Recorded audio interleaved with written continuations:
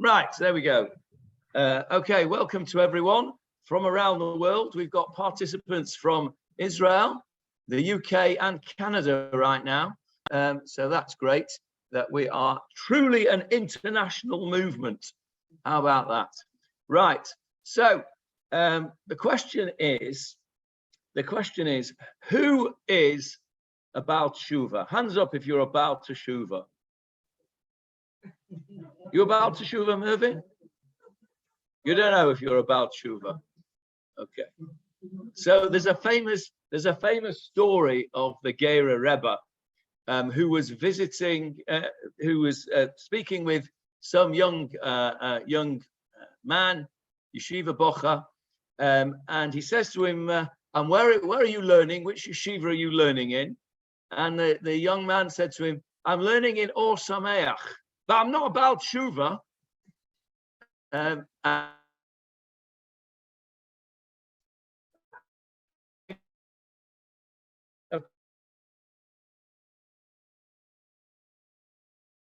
Really, we all, as the Gera Rebbe, to be balei Shuva. We all should be balei Shuva because this is the way it should be. None of us are perfect, so if we're not perfect, not even me, I'm not perfect. My wife tells me that regularly, that I'm not perfect. So we have to do tshuva. So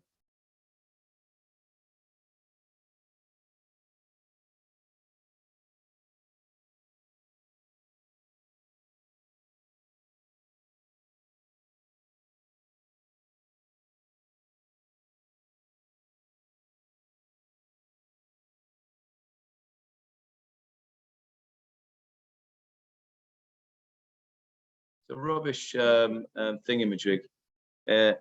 So again, sorry about the poor connection. We don't have Wi-Fi in the shul, so I'm on a hotspot, so it's not great, the reception, but we do our best. Okay, so I want to tell you a true story. Okay, this is a true story, and this demonstrates what being about Shuva is.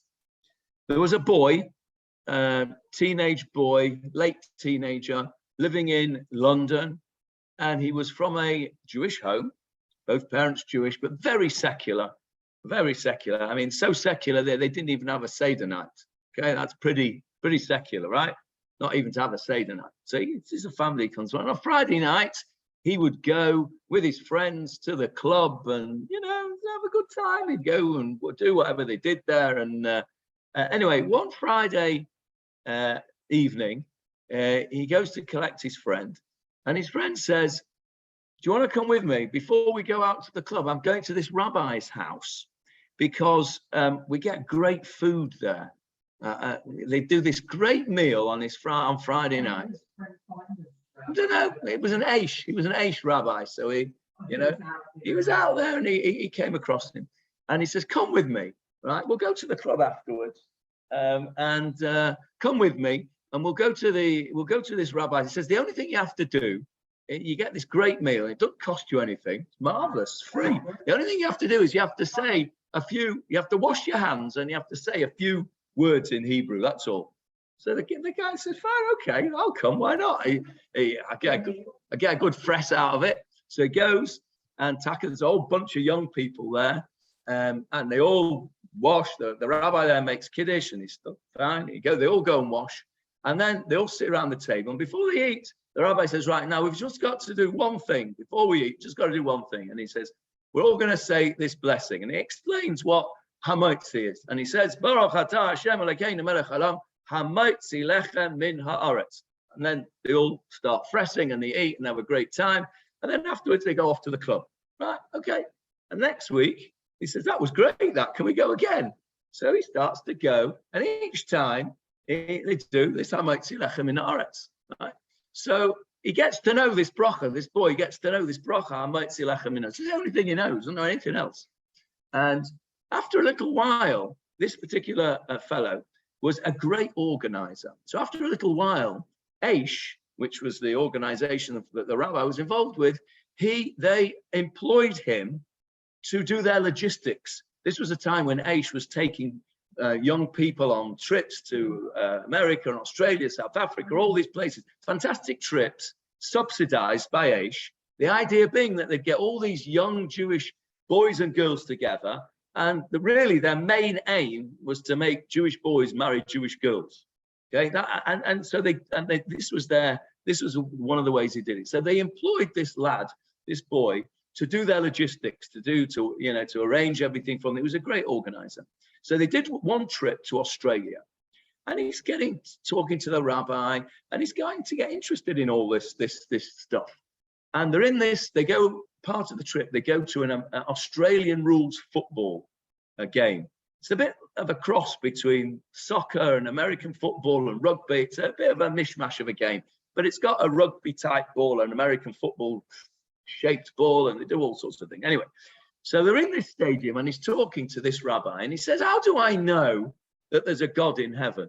How do I know there's God? You're telling me there's God. How do I know there's a God? So he says, well, why don't you talk to him and ask him for something and see what happens? So he says, if there's a God out there, I want to catch the ball from the field. And within 2 minutes, the ball's punted up and it lands bang in his hand.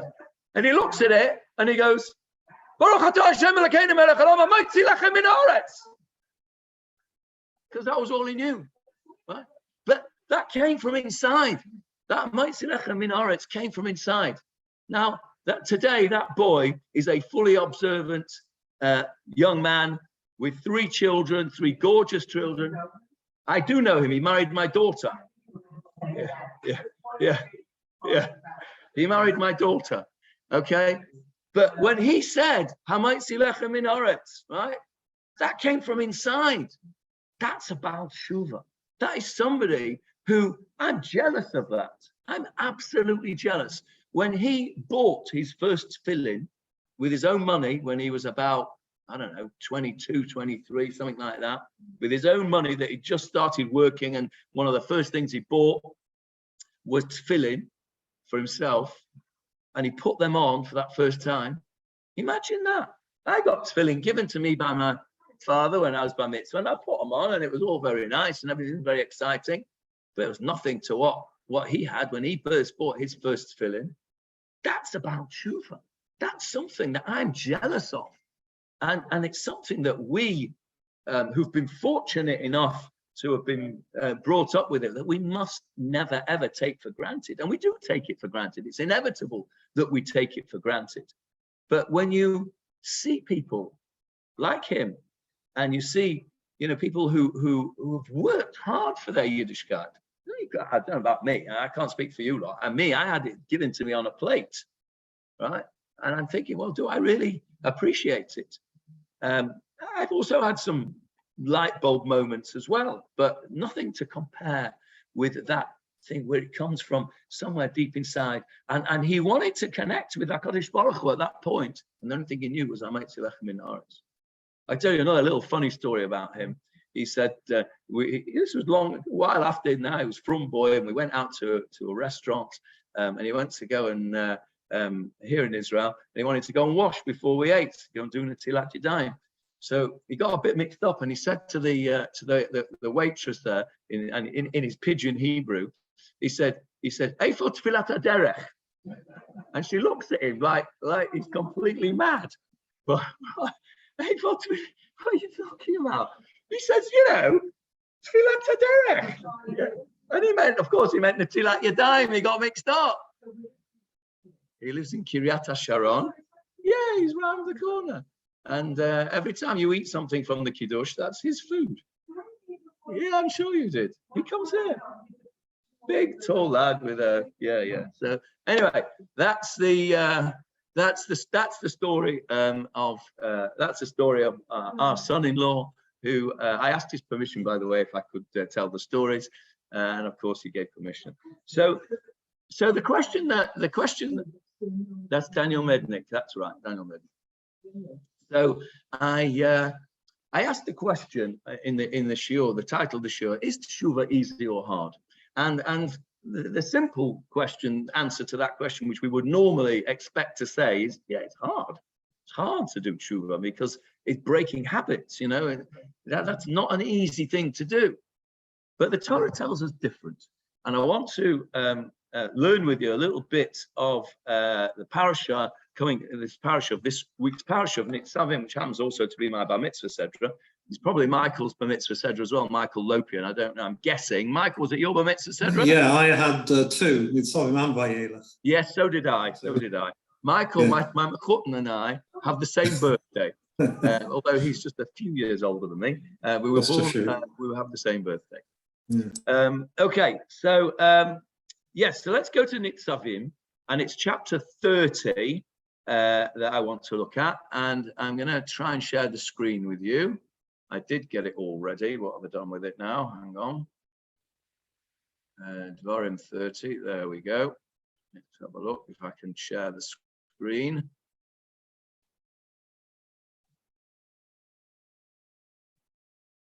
There we go. Right. Can you see the screen, guys, on Zoom? Give me a thumbs up if you can. Thank you, David. Okay.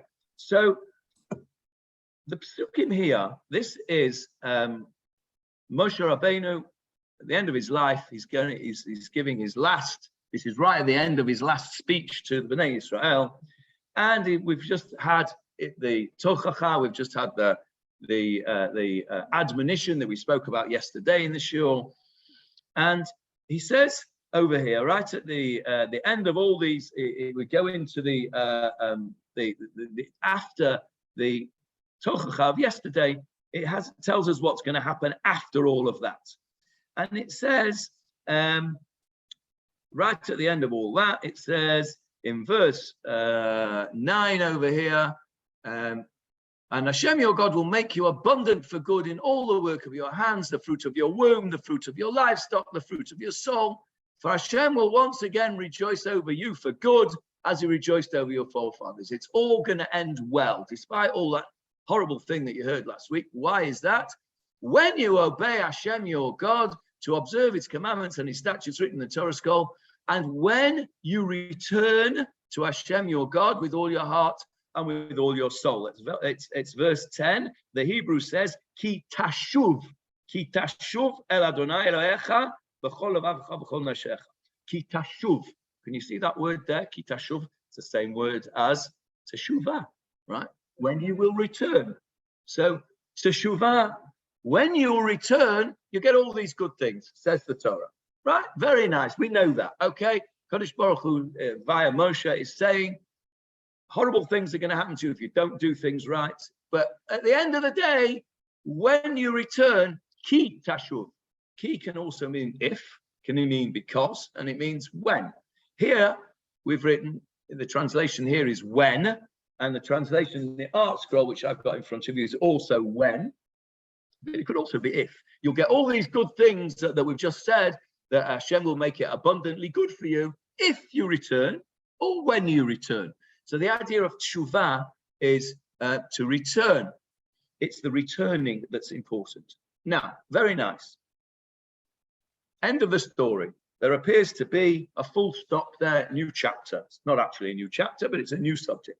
The next verse says, Ki ha-mitzvah hazot asher anochi metzavcha hayom, because this mitzvah, which I am commanding you today, lo nifleit hi mimcha, it is not far away from you, it's not concealed from you, v'lo rachoka hi, and it's not far away from you, lo bashamayim hi, it's not in the heavens, leimar, that you should say, mi ya'ale lanu hashamayim, who's going to go up to heaven, v'yikacheh lanu, bring it down to me, v'yashmienu atan, and then we'll listen and we'll do it. It's not overseas, it's here. He goes on to say, Ki karov elecha. It is close to you, hadavar, this thing, ma'od, very much. Beficha, in your mouth, ubil vavacha, and in your heart, la'asoto, to do it. Now, the Mefarshim have a big argument about what they're talking about here, because the Torah says, Ki ha-mitzvah hazot, because this mitzvah is not in the heavens, it's not over there.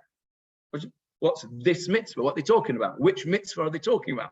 Many of them Mefarshim say that Moshe is referring So everything is just said for the last 3 weeks, which is how long this whole speech took.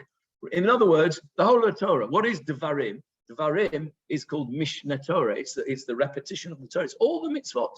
So most of the Mefarshim say that when it says here, Ki ha-mitzvah azot, this mitzvah, Moshe is referring to the whole Torah. And he's saying the whole Torah is very close to you. Well, that's a bit difficult, really. So the Ramban, we spoke about the Ramban yesterday in great detail. The Ramban says no. The Ramban is always very logical in the way he describes the Torah, and we spoke about yesterday. He always tries to take the chronological route. He doesn't like to mess about and say, this came before that, and that came before this. So he says, when it says, Ki ha-mitzvah hazot, this mitzvah, it's referring to the last thing that he's just said, which is what? Ki tashuv el Adonai Elohecha, when you will return. Says the Ramban, he's referring to the mitzvah of Teshuva. And in fact, there's a machloket, there's an argument between many of the Mefarshim as to whether there is a mitzvah in the Torah to do Teshuva. Now, if you think about it, that's a good question. Is there a mitzvah to do Teshuva? And your immediate reaction is to say, of course there is. It's a mitzvah to do Teshuva. But in order to do Teshuva, you have to have done an Aveira, right? You can't do a Teshuva if you haven't done an Aveira, okay?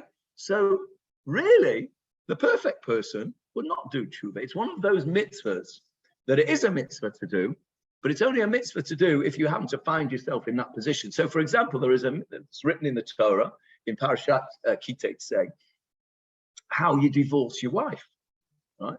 So, is it a mitzvah to divorce your wife because it's written in the Torah? No, of course not. That's silly, right? If it turns out, chas v'chalila, that you're in a situation where a marriage has broken down, then there is a way to do things, and it is a mitzvah to do it in the correct way. It's the same thing with Chuva, according to the Ramban and according to the Rambam and Maimonides. They both say that actually there is a mitzvah in the Torah to do Chuva. The Rambam Maimonides talks in great detail. He's got a whole section of his writings on Hilchot Teshuva, of the halachot of how you're meant to do Teshuva. And if we've got time, we'll go through that, a little bit of that. The Ramban doesn't talk about the mechanics of Teshuva, of how to do that. The Rambam, Maimon, it's a bit confusing, isn't it? Rambam and Ramban. But Maimon, I'll do it, use the English names because it makes it clearer. Maimonides, Rambam, says he deals with the mechanics of it, of how to do it. The Ramban talks about it in a much more broader term. And he says that when the Torah here says, Ki ha-mitzvah azot, this mitzvah, it's not hidden, it's not in Shamayim, it's not over the seas, it's referring to Teshuva. So if I was to ask the Ramban, Nachmanides, my question, is Teshuva easy or hard? He's going to say, it's very easy. It's not, that's exactly the point. The Ramban says that if it's hard, you're not doing it right.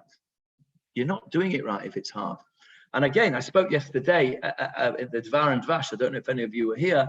And I said that, you know, the Rav had spoken about Ivdu et Hashem b'simcha, of why did we get all those punishments? Because we didn't serve Hashem b'simcha v'tuv leiv, right? Those of us that kvetch and say, "Oy, so zoi shver so zayin yid."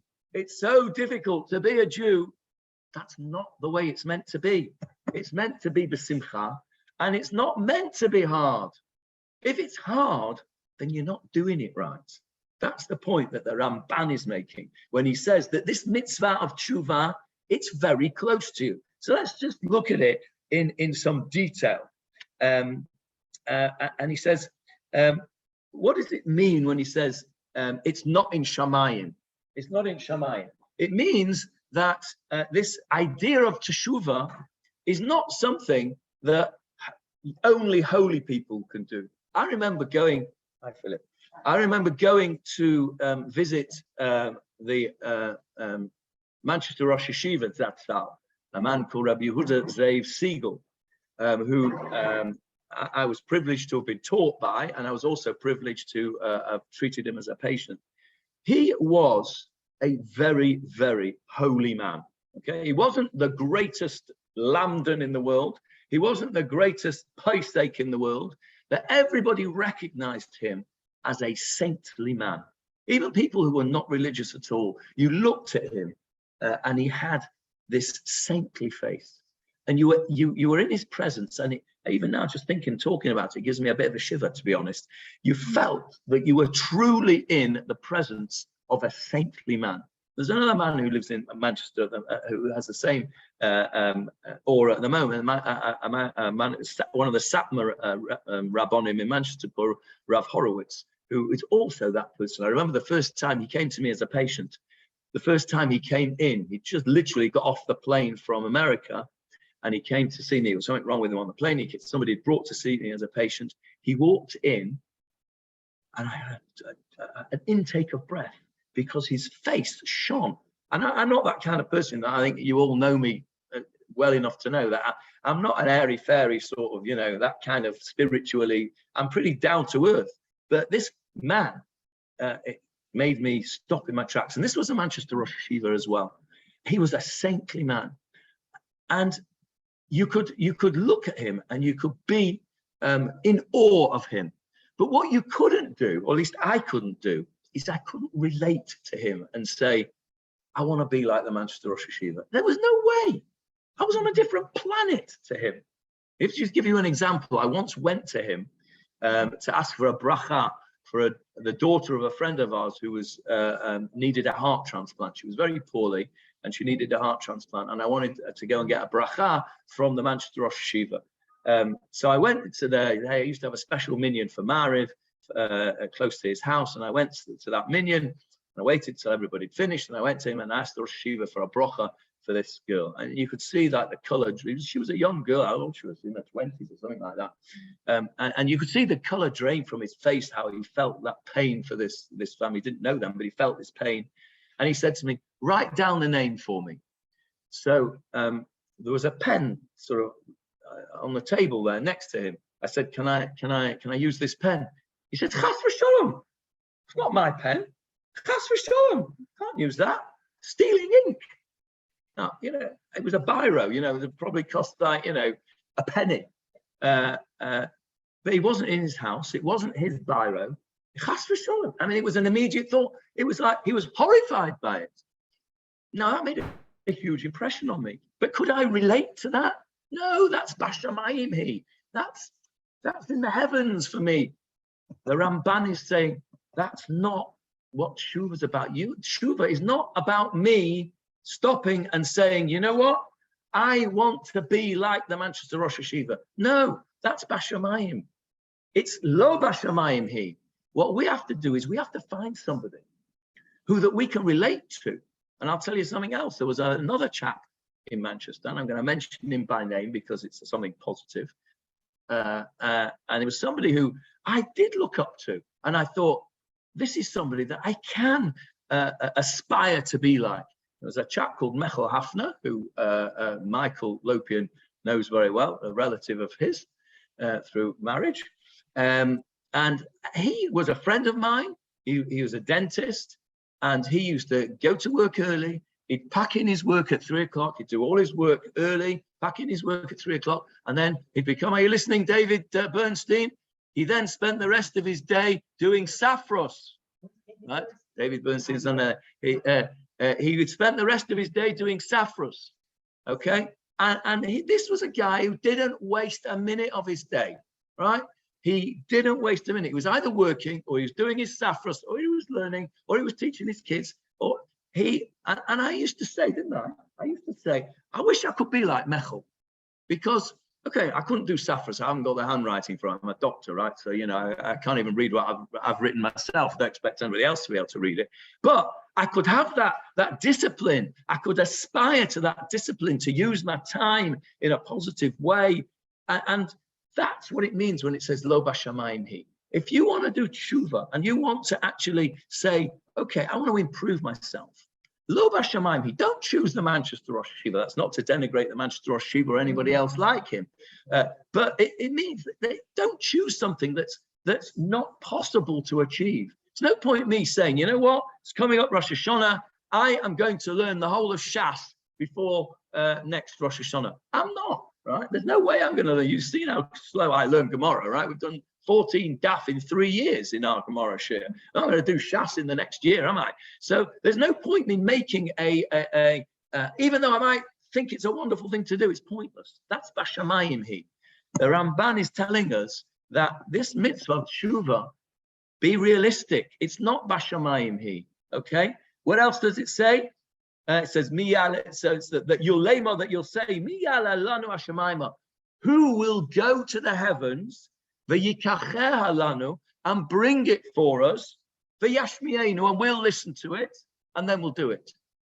No. Don't just sit there and expect somebody else to go and get what you need to do your tshuva and tell you what to do and say, okay, very nice, I'll do it. No, you've got to do it yourself. It's beficha, in your mouth, ubilvavacha, and in your heart. Don't leave it to anybody else. You can't do teshuva by proxy, right? You have to do it yourself. And it's not bashamayim. You have to choose somebody that you can look up to, like Philip, for example, right? Yeah, never. So you have to look up to somebody. Do me a favor. You have to find somebody you can look up to, that you can relate to and say, there's one midah, there's one characteristic about this person that I want to emulate, because lo rechukah, it's not far away from you. It's karov elecha, it's close to you. And the person that you should look to is the person that you are closest to. So who's the person that you're closest to? If you're fortunate enough to have a wife, if you're fortunate enough to have children, if you're fortunate enough to have somebody close to you, a husband or wife, that's the person that you're closest to. And it says here in the pasuk, Ki karov elecha hadavar ma'od. And this is one of the secrets of tshuva, is that when you look at the person who's closest to you, right? In my situation, my lovely wife, I look at her. I'm going to embarrass her a bit now, but it's only for the purposes of the shiur. I don't really believe it. No, I'm only kidding. Okay, so ki karov elecha, the person who's closest to you. If you just say, okay, I'm going to look at the person that's closest to me, and I'm going to find the thing that really impresses me, that I love about that person, that is the most special about that person, and I'm going to try and be as good as that. Ki karov elecha. It's right close to you. If you take everything for granted that's around you, Rav Cardoza spoke about this the other night here. Those of you who were here will have heard him say that his whole concept of Judaism is that we should be saying, wow, Baruch Hashem, don't take anything for granted. And this idea of ki karov elecha, this idea that the person that is closest to you is the person that you can look to for inspiration, that does two things. Number one, it makes that relationship so much more special. You're not taking that for granted. You're not taking anything that the wonderful midot that you originally saw a million years ago when you first, were a young couple. They're still there, only we take them for granted every day.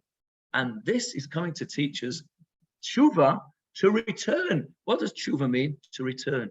We need to return to that relationship, ki karov elech, with the ones that are closest to us, with our kids, with our friends, our spouses, or our spice, whatever the plural of spouses, right?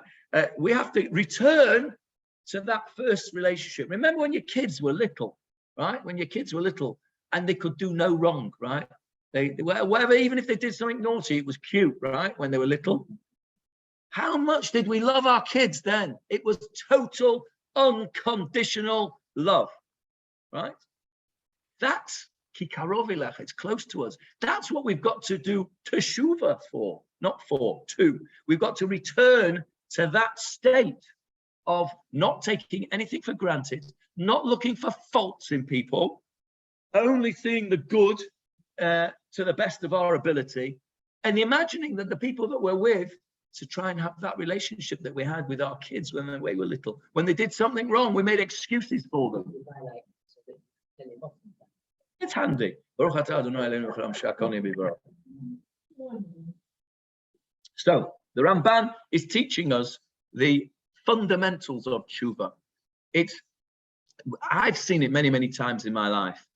Some of my closest friends, it sounds like a bad joke, doesn't it? Like a racist joke. Some of my best friends are Balei Chuva. Okay. And there's one particular person who I love very, very much, who is a Baal Tshuva, and he would tell you this himself if he was here. When he became Baal Tshuva, he was at medical school at the time, so I guess he must have been in his early 20s. He went from being non-observant to being Meshuggah from overnight. And he was mad. He didn't know what he was doing. He found himself one Shabbos walking in the city centre of Manchester, right, with his black hat on and his tzitzis, and he's going shopping. And he didn't know what he was doing. He was, it was too much, too quick. Baruch Hashem, the pendulum swings back to the middle. Today he's got his wonderful family with, I don't know, Kanina Horror, 60 descendants, all of whom are Torah observant and wonderful people. But it's not to be a Baal Tshuva. It doesn't mean that you have to go and you have to put on a black hat and a long coat and you have to have a long beard and you have to shockle and kvetch bonk and learn 24/7. No, that's not what being a Baal Tshuva is. It is for some people, but for the vast majority of us, it's karov velecha. It's close to us. It's not in Shemayim. That's not what we're meant to be doing. What the Ramban is teaching us here are the fundamentals, and that is do one step at a time. Because if you don't do one step at a time, the danger is that it all gets all lost in the wash, and you don't. We see it here. We see it here all the time. People say, "Oh, I remember one time I gave a shir here about the age of Rivka when she got married. That famous midrash, the famous Rashi that says Rivka was 3 years old when she got married to Yitzchak, which has always been a midrash which I've not taken literally. Even when I was a kid, I didn't even accept this one's literally. And I started that shiur and I said, how old was Rivka when she got married? And somebody sitting exactly where you are, Goldie, said, 3 years old, right on cue. And I said, okay, how do you know? It's written. So I gave him the Chumash and I said, show me where it's written, right? Ruby would have known straight away that it wasn't written anywhere, right? But it's not written anywhere. It's a midrash, and the midrash is there, right, to teach you a lesson, whatever that lesson might be for that particular midrash. But if a Baal Tshuva comes and is bombarded with all the stuff and you've no idea how to sort out what's Torah, what's Tanakh, what's Mishnah, what's Gemara, what's Midrash, all you know, it's a big mishmash. And we see it here all the time. There are people here, we see it in our shiurim here, that people come and say, isn't it such and such? And they've got a whole wrong end of the stick and a mix-up match. Not the honest, proper Balei Tshuva, good people. But because they've done it too fast, it don't work. It all gets all mixed up. It's like, my wife's very careful when she does the washing to wash the whites separately from the darks, right? There are some people who wash it all together and it all comes out grey, right? Because it's not meant to be like that. And that's what happens when you do it too much. It all comes out grey. You don't know what's white from black. And so being a Baal Tshuva means, and we should all be Balei Tshuva, as we said right at the beginning, means that it's not far away in Shemayim. It's not to look up to somebody who's impossible for us to achieve. It's karov elecha. Look at the close people to you. Look at their midot. Look what it was that attracted to they made them attractive personalities in the first place. And you'll find it's still there. A leopard doesn't change its spots. Okay. A kind person does not become a cruel person. A cruel person can work on themselves to become a kind person. But a kind person cannot become a cruel person. It just doesn't happen. If you are by nature a kind person, you can't possibly become cruel. It just can't happen. So don't take any of those things for granted. So it's that the Ramban is telling us it's not in Shemayim. Don't take it all on at once. Don't look at somebody that you can't relate to. Baby steps. And one of the ways that we can do this thing, and this is something which I used to recommend to my kids and my family when we were growing up, is Erev Rosh Hashanah and Erev Yom Kippur, take a piece of paper and write down one thing in each of the categories of the mitzvot between man and man, and one mitzvah in the category of man and God that you think you can achieve improvement in the next 12 months. So, for example, I remember writing down one year, I'm going to try and get to shul on time for davening in the morning, right?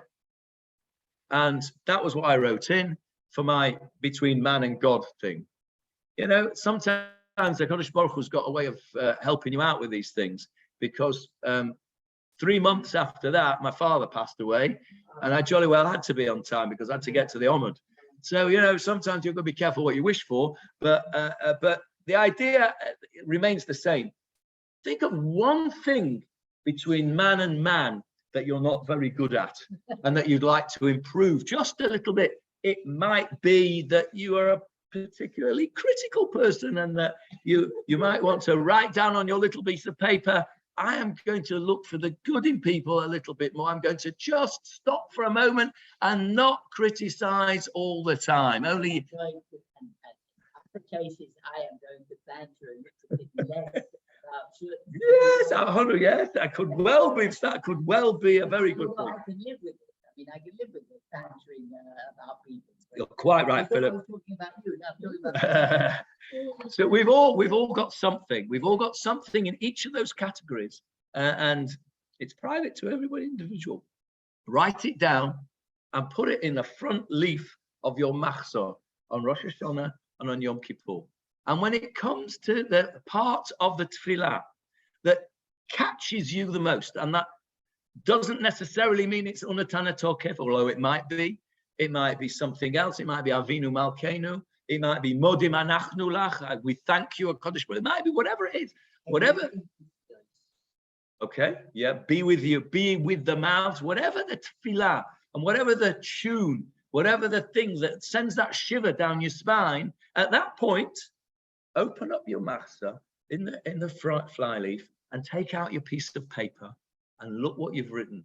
That's the time when you've got a chance of getting it into the heart.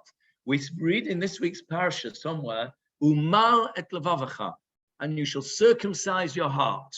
Now, as a moel, I've done quite a few britot, but I've never circumcised a heart, as far as I know. I usually circumcise in the area when you're meant to circumcise. So what is the Torah talking about here when it says, Umal et levavecha, you shall circumcise your heart? You don't circumcise hearts, you circumcise something else. All right? So what does it mean? What does the Torah mean when it says, you shall circumcise your heart? So what it means is, if you think about what a circumcision is doing, it's removing a covering. When you do a circumcision, you remove the orla, you remove the foreskin which covers the glands there of the male organ, and it opens an area. And in order for it to be a kosher brit, you have to be megaleh. You have to reveal the head of the penis. It has to take off the foreskin, and then you have to peel back the mucous membrane, and it has to be revealed. And if I'm going to a bris tomorrow morning, I'm not doing it, but I'm going to a bris tomorrow morning, and I'll be stood there next to the moel, because it's the tradition that other moelim stand next to a moel who's doing a bris, because then if there's ever a question mark that later on, was this bris done properly, then there's another aid, another witness that it was done properly. And what you say, you've probably heard at a chuppah when the groom says, "Hare et mekudashivli," you are betrothed to me.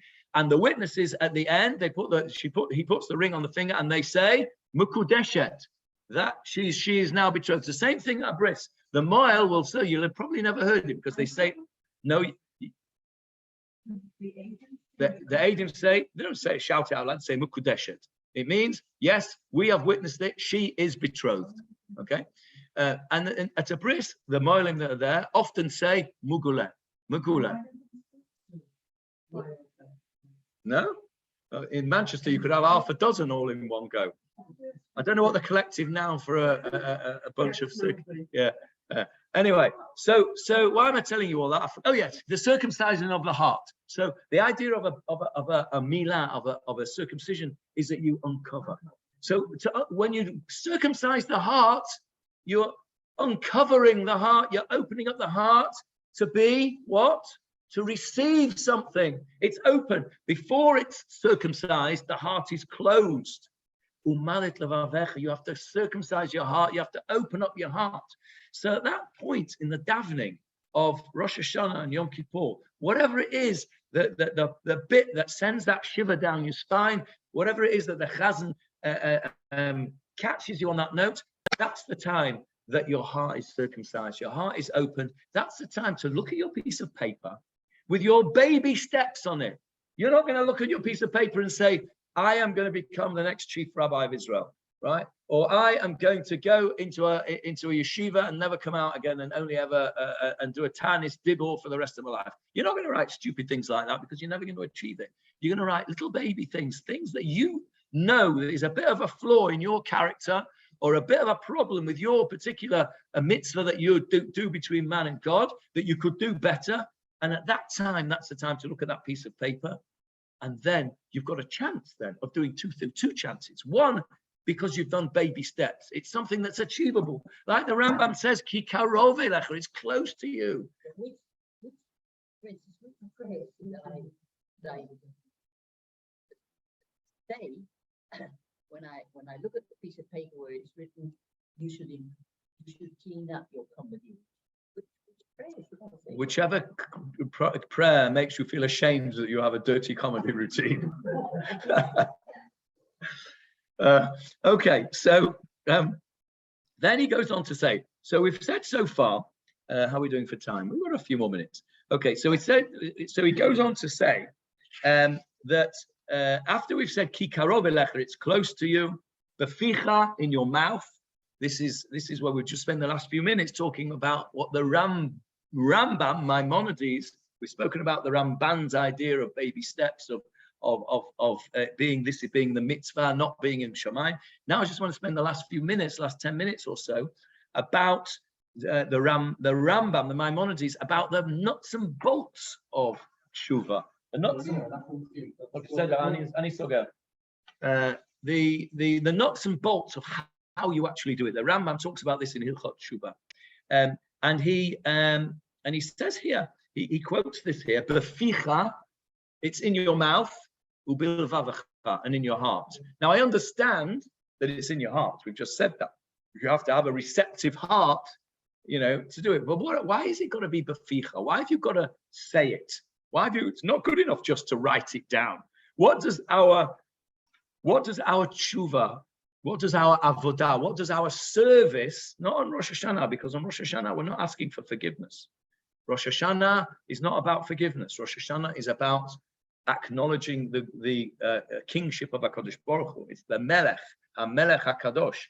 That's Rosh Hashanah. Yom Kippur is about slicha u'mechila v'kapara. It's about forgiveness. What do we do? What's the main part of the service of the Yom Kippur for us?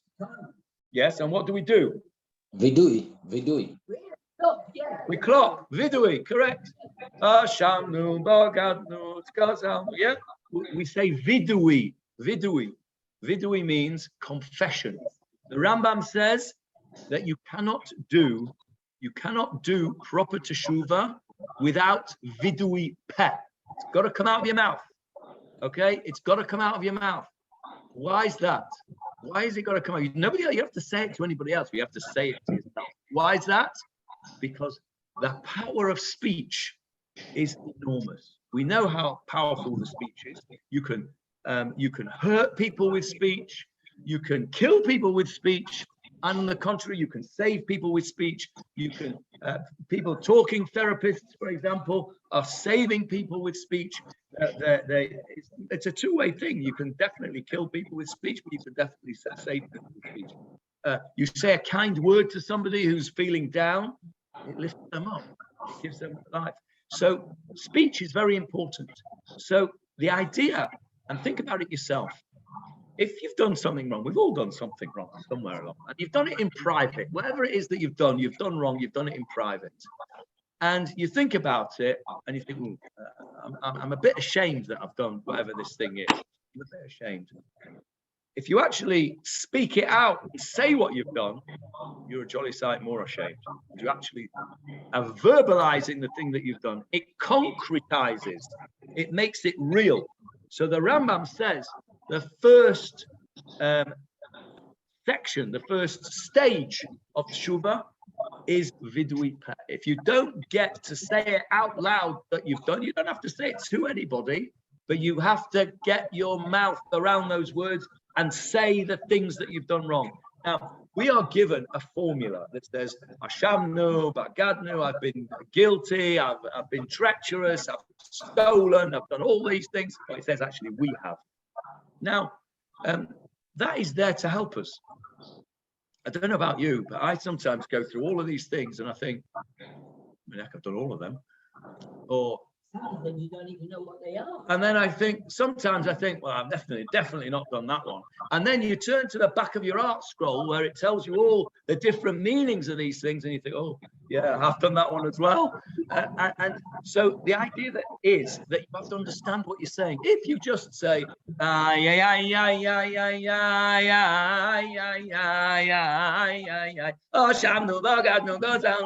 you're picking your nose and looking around, and that's not vidui.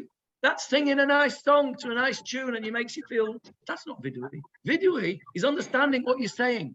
So before you get to Yom Kippur, get out your art scroll machzor or your Koren machzor or your whatever and look in the back where you've got the real detailed explanations. Rabbi Sachs has got a beautiful section in the Koren machzor. The art scroll machzor is brilliant as well. And it will give you a breakdown of all the different al-khaits that you're saying. And you say al-khait because of this, and you think, well, I haven't done that. And you turn it to the back and say, oh, yes, I have. And you understand what you say. Then you say it, and you think to yourself, the time when I did that. And you're ashamed of that. And that helps you to start on the process of Chuva. So the Rambam, Maimonides, says the first section of Chuva is to express the things that you've done wrong and to know that you've done them wrong. And the idea of this lovely song of Hashamnu, and it's everyone sings it together, and we shouldn't be really. We should have our head down and being ashamed of these things. And if we've done our homework before Yom Tov, then we've got a chance. If you just open it up and you're just trying to gabble it off, and you've no chance. So do your homework beforehand. That's the clue to make it easy. Look it up first and know what you're talking about. So vidui is the most important first step, says the Rambam. After that, you've got to have something called charata, regret. In Yiddish, it sounds much better. Charuti. Yeah, in Manchester we put e at the end of everything. Yeah, Suki, Bobby, yeah, Bar Mitzvah. Yeah, that's how we speak in Manchester. So charoti, you have charoti, right? Charata, okay? It means regret. It means regret. What does that mean? It means that you have to be really upset that you did this thing. I know people, Balei Chuva, who have done all sorts of wrong things in their life, and let's take an easy one. Cheeseburgers, right? McDonald's cheeseburgers. I can state right here now, I've never had one. Okay, I know people who have, and there are people that are now completely from religious, observant, wouldn't dream of eating one now, right? Completely kosher, lemahadrin, and yet they'll say, do you know what? Oh, it's a schmack. That, right? That's not the Rambam says that's not good enough. That's not good enough.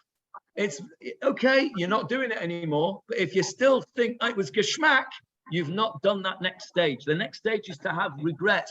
What you've got to do, you've got to try and get to the stage where when you think about that cheeseburger, it makes you shudder, it makes you puke, right? I remember, and I can only speak from my own experience. I remember I used to get the early train. I used to go from Manchester to London sometimes. I used to work in London. I used to have to be about 200 miles. It's a journey of about 3 hours on the train. So I would get the early train. I had to be there, start work just after 9 o'clock in the clinic there. So I'd get the early train, and everybody's having their breakfast on the train there. And they're having their chaza there, the full English breakfast, beans and bacon and eggs. and the smell of it made me absolutely heave. Now, I'm sure that it didn't smell bad. These guys were all tucking into it, and it was all, I was in first class, I wasn't with all that, they were having a good breakfast. It made me heave. Why did it make me heave? Because it was completely alien to me. I'd never, and as far as I'm aware, I've never eaten that chazer in my life. And just the mere smell of it made me want to throw up, right? And to this day, if you smell it, it's horrible. I thought something you said on Shuba. So I work with all kinds, and one of those then had said, what do you mean you need them both together? It goes down the same track in the Africa. I go, we just don't. Yeah, because you wouldn't dream of it. So when you are doing teshuva from a mitzvah, you've got to have that same feeling of disgust that you feel when you smell that chazer, when you think about what you ate, that cheeseburger. Instead of saying, "Oh, that was good. I really enjoyed that. I know I'm not going to have another one, but I must tell you, it was great." No, that's not good enough. You've got to get yourself somehow or other to the stage where you have charata, you have regret that you ever did it in the first place. That's stage 2. Somebody speaking? Yeah, Johnny, can you get the person? You can't hear what the person says. You can hear you. You're answering. You can't hear the question. Okay, I'll tell you what Goldie said. Goldie said that she works with non-Jewish people, and when they ask her about what do you mean you can't eat meat and milk together? Goes down the same esophagus. And she said, well, we just don't. I couldn't even possibly dream of it. And they can't understand it because it's so ingrained in us. And it with the same level of absolutely no way would Goldie eat something with meat and milk in it, even though it goes down the same gullet. Doesn't make any difference. That's how we've got to get to when we leave behind a particular Aveira. So we've done stage 1, which is the confession, vidui. We've learned what Ashamnu Bagadnu and all the al-Chaitz mean, and we've taken it on board. And then we've got to get ourselves to that stage where the thought of the Aveira that I did is repulsive to me, so much so that it makes me want to throw up. Okay, it's a very hard thing to do. The Rambam says that this is not an easy thing to do. This part of Chuva, the answer to the question is this is hard, this bit. The easy bit is the Ramban's approach. The Rambam's approach is a bit harder.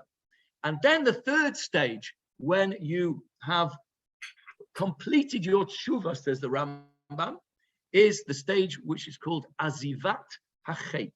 You have left the sin behind, which means abandoning it. Yeah. It means that you are put in the same position that you were previously, and you didn't do the Aveira. So if you use our example of the cheeseburger, you're traveling from here to, or wherever, to Timbuktu, middle of nowhere, Ala Shvatza Yoren. You're in Ala Shvatza Yoren airport. There's no one around, and there's a non-kosher McDonald's there, and you're starving, right? You've got a chance now. Nobody's looking. Nobody's going to see you. You've got a chance to go and buy your cheeseburger, and you don't do it, right? You're starving, hungry. There's nothing to eat, and you don't do it. That is, says the Rambam, that is the level you have achieved your tshuva, because you have left the sin behind. And you can think of whatever sin it is that you do, whether it's lashon hara, you've got a good juicy bit of lashon hara, you're dying to tell it to somebody. Right? You're dying to tell it to somebody, and somebody comes in who you know would love to hear it, and you manage not to speak that lashon hara, and you keep it to yourself. Says the Rambam, you have achieved the highest level of tshuva. The highest level of tshuva, azivat hachet, abandoning the sin. And because you are not that same, you have become a different. You have become a different person. And therefore, you do it because you know only that person, and that's how I'm asking. You have to do things that you do, and you can review it. You say, "Okay, I'm sorry." But until you get to that stage where, like you said, when you're put into that situation and you don't do it, and you know you don't do wrong because you know. That's right. So again, just to repeat, It's because you become a new person, as it were. You become a new person, and that's the tshuva. You return. What are you returning to? You're returning to that pristine state before you did that avera. Before you did that particular avera, you were a certain person. You did that avera, and Rashi says, and I can't remember, maybe somebody can help me out. Maybe somebody will know where this Rashi is. There's a famous Rashi, and I can't remember just now where it is, that says, where's Ruby when you need him? That says the Rashi says on this particular thing, the first time you do an avera, it's really hard. The second time you do an avera, that same avera, it's a little bit easier. By the time you do it a third time, it's already a mitzvah, right? Yeah, I don't know about you, I can relate to that.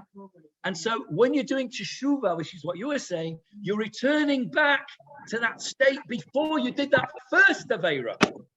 You're no longer that person anymore that does avera, that particular avera. You have left it behind. And that's the expression that the Rambam uses, azivat hachet, the leaving of the mitzvah. That's you've achieved that. So we've run out of time, and so just to summarize, we have spoken about the Ramban's approach, which takes his lead from the psukim in this week, etc. That says Chuva is easy. It's not difficult. It's very close to you. Just do it sensibly. Take a sensible approach to Chuva. Take it gradually, one step at a time. Do your homework. Choose the things that are closest to you. Look at your close friends, your family, and look at them. Look at the positive things that made them your friends. Why is it that so-and-so's your friend? What is it about him or her that makes him your friend, that you love that person? And then you try and emulate that thing. That's the Ramban says, take it in baby steps. It's not in Shamayim, it's not overseas. And don't wait for somebody else. Lo b'Shamayim hi leimor mi ya'aleh lanu Hashamayim. Who go and get it? V'yikacheh lanu, and bring it to me. V'yashmi'eni, and he'll tell me what to do. V'na'asena, and I'll do it. Don't wait for somebody else to do it for you. Go and do it yourself. That's the Ramban. The Rambam tells us the nuts and bolts how to do it. First of all, verbalize what you've done to yourself. Don't tell anybody else. Nobody else's business. You have to tell yourself, and the Kodesh Baruch Hu knows, but you have to tell yourself. You have to verbalize it. Then you have to get the difficult bit, and that is to regret the things that you did that actually at the time you enjoyed. You have to be repulsed by it. You have to want to throw up when you think about it. And then if you get to a situation, if you're fortunate enough to get to a situation where you're in the position where you can do that particular Aveira again, and you don't do it, then you can pat yourself on the back and say you are a Baal Tshuva. Bezrat Hashem, we will all be Baalei Tshuva in one way or another, and we should all have a Kodesh Baruch who should help us to do that, because as we say, one of the most famous psukim, and I'll just end with this, what do we say? We say, Hashivenu Adonai Elecha v'nashuva Adei Shemenu Kekedem. Hashivenu Adonai Elecha. God, bring us back, v'nashuva, and we will return. Because sometimes we can't do it on our own. It doesn't say we will return. It says, first of all, Kodesh Baruch Hu will bring us back. In other words, we know if you think about it as a kid, can't quite ride that bike yet. So you have to have his mummy or his daddy at the back holding the saddle until he can do it on his own. That's Hashivenu Adonai Elecha. We pray Kodesh Baruch Hu should help us on that first step, and then we should do it. So the Rashi, I can't remember where it is. It's a Rashi that says the first time you do an Aveira, it's really hard. The second time, it's much easier. And the third time, it's already a mitzvah. Any questions? Any questions here in the room? Any questions on our Zoom? Any questions on Zoom?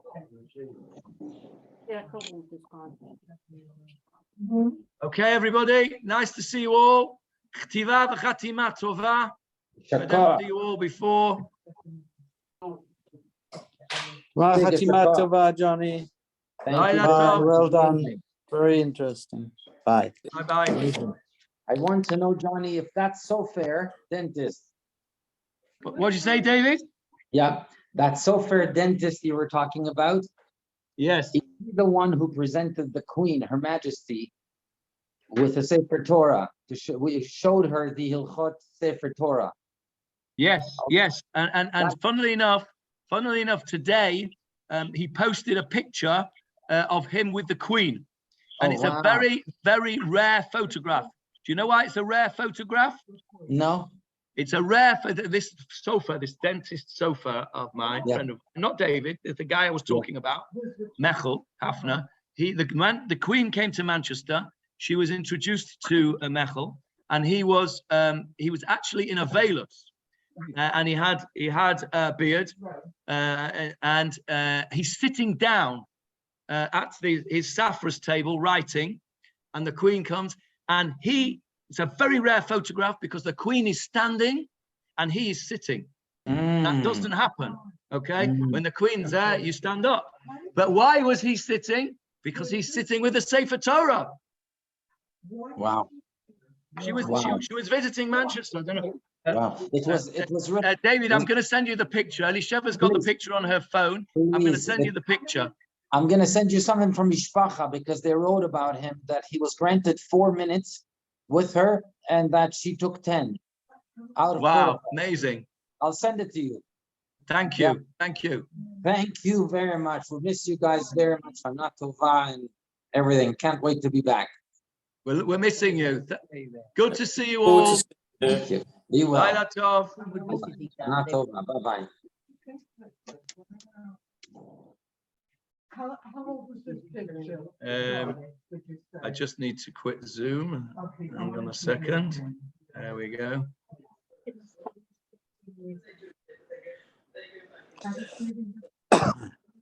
She died very suddenly. What she had? A heart attack. She died within 2 days. I mean, she was poorly, but she did do a second journey. Some instructions.